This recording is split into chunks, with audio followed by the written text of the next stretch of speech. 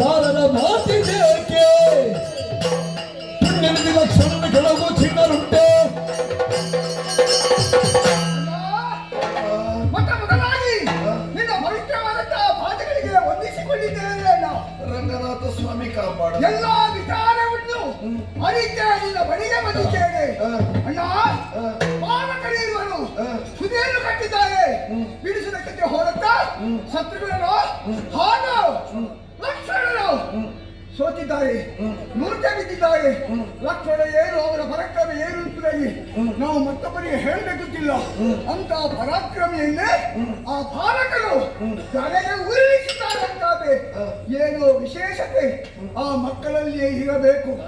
ಅಣ್ಣ, ನಿನ್ನ ಪ್ರತಿನಿಧಿಯಾಗಿ ಅಯೋಧ್ಯೆಯ ಯುವರಾಜರಾಗಿ ನಾನು ಹೋಗಿ ಬರ್ತೀನಿ. ಮಕ್ಕಳು ಅಪರಾಧಿಗಳಾದರೂ ಬಾಲರು ಎಂಬ ಮಾತು ಆ ನೆನಪಿರಲಿ ಮಗು. ಯಾವತ್ತೂ ದಂಡನಾರ್ಹರಲ್ಲ. ಅವರನ್ನು ಬಂಧಿಸಿ ನಾವು ವಿಚಾರಿಸೋಣ. ಹೋಗಿ ಬಾ. ರಂಗನಾಥ ಸ್ವಾಮಿ ಕಾಪಾಡ.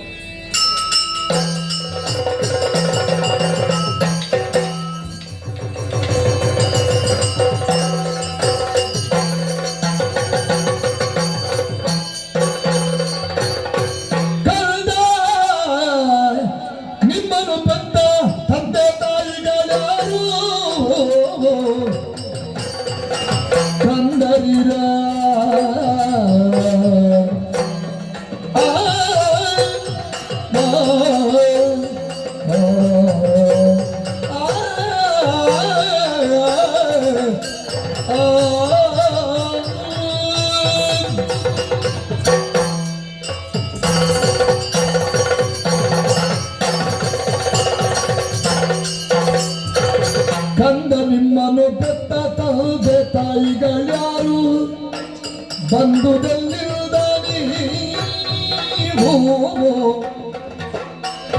ಇಂದು ನಮ್ಮಯ ವಾದಿ ಕಟ್ಟಿ ಇಂದು ನಮ್ಮಯ ವಾದಿ ಕಟ್ಟಿ ನಮ್ಮ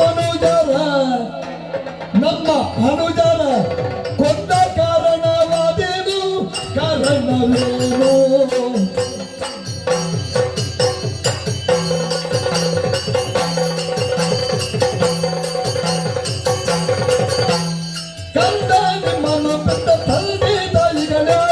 ಬಂಧುಗಳಿಂದ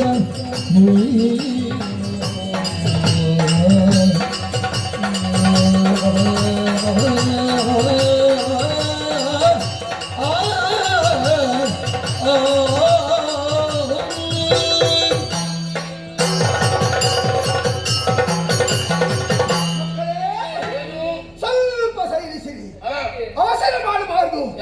ಯಾವುದೇ ಒಂದು ಕಾರ್ಯವನ್ನು ಮಾಡಬೇಕಿದ್ರೆ ಮುಂದೆ ಹಿಂದೆ ಸರಿಯಾಗಿ ಯೋಚಿಸಿ ಒಂದು ಕಾರ್ಯವನ್ನು ಮಾಡಬೇಕಂತೆ ಹೀಗೆ ಹೇಳುವಂತಹ ಮಾತು. ಮಕ್ಕಳೇ, ಸ್ವಲ್ಪ ದುಡುಕಿದ್ದೀರಾ ಅಂತ ಆ ವಿಚಾರ ಅಂತಿರಲಿ. ಆದ್ರೆ ನಮಗೆ ಬೇಕಾದ ಯಾವುದು ಗೊತ್ತಾ?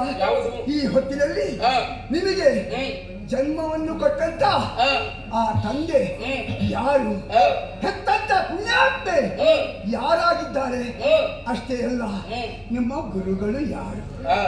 ಈ ಕುದುರೆಯನ್ನು ಕಟ್ಟಿದ್ದೀರಲ್ಲ ಮಕ್ಕಳೇ, ಈ ಕುದುರೆಯನ್ನು ಕಟ್ಟಿದ್ದು ಹೌದು, ಬಿಡಿ ಅಂತ ಹೇಳಿದಾಗ ಶತ್ರುಘ್ನನೋ ಹಾಗೆ ಲಕ್ಷ್ಮಣನೋ ಕಡೆಗೆ ಉರುಳಿಸಿದ್ದೀರಿ.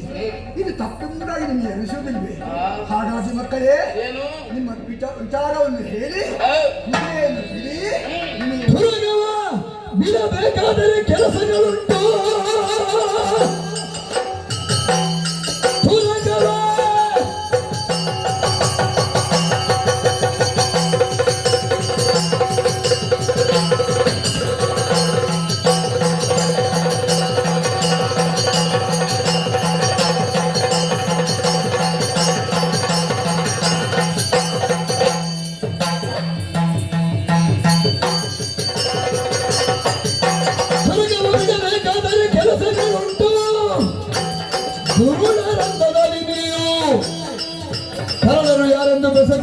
ಈಗಳು ಈಗಲ್ಲಿ ದುರುಳುತನವಿಲ್ಲದೇನು ಅಂತ್ಯಜೀವನ ಕಾಣ್ತಾ ಇದ್ದಾನೆ. ರಣಕ್ಷೇತ್ರಕ್ಕೆ ಬಂದು ನಮ್ಮ ಜೊತೆಗೆ ಹೋರಾಟವನ್ನು ಮಾಡುತ್ತೀಯ ಎನ್ನುವ ಹಾಗೆ ಭಾವಿಸಿದ್ರೆ ನೇರವಾಗಿ ನಮ್ಮ ಪರಿಚಯವನ್ನು ಕೇಳ್ತಾ ಇದ್ದೀಯ. ಕುದುರೆಯನ್ನು ಬಿಟ್ಟುಕೊಡಬೇಕು ಎನ್ನುವ ಹಾಗೆ ಹೇಳ್ತಾ ಇದ್ದೆ. ಕುದುರೆಯನ್ನು ಬಿಟ್ಟುಕೊಡುವುದಕ್ಕೆ ಆಗುವುದಿಲ್ಲ, ಪರಿಚಯವನ್ನು ಹೇಳುವುದಕ್ಕೂ ಆಗುವುದಿಲ್ಲ. ಕುದುರೆಯನ್ನು ಬಿಡಬೇಕು ಎಂದಾದರೆ ಇಂತಹ ಒಂದು ಕೆಲಸ ಆಗಿರಬೇಕು ಎನ್ನುವ ಹಾಗೆ ನಿರ್ಧಾರವನ್ನು ಮಾಡಿದ್ದೇವೆ. ಅಷ್ಟಕ್ಕೂ ಬಿಡಿಸುವ ಬಿಂಕ ಉಂಟು ಎಂದಾದರೆ ನೋಡ ಬಿಡಿಸಿಕ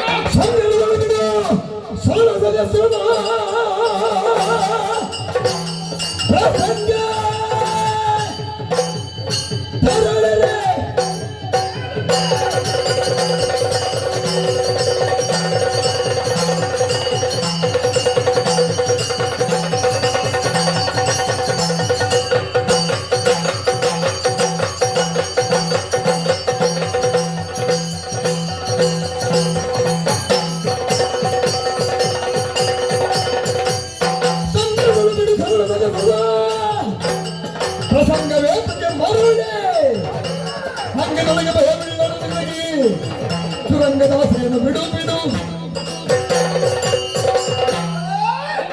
ಯುದ್ಧಕ್ಕೆ ಹಬರಿ ಭರತ ಈ ರೀತಿಯಾಗಿ ವರ್ತಿಸ್ತಾನೆ, ಈ ರೀತಿಯಾಗಿ ಮಾತಾಡ್ತಾನೆ ಎಂಬುದನ್ನು ಗ್ರಹಿಸಿದ್ರೆ ಅದು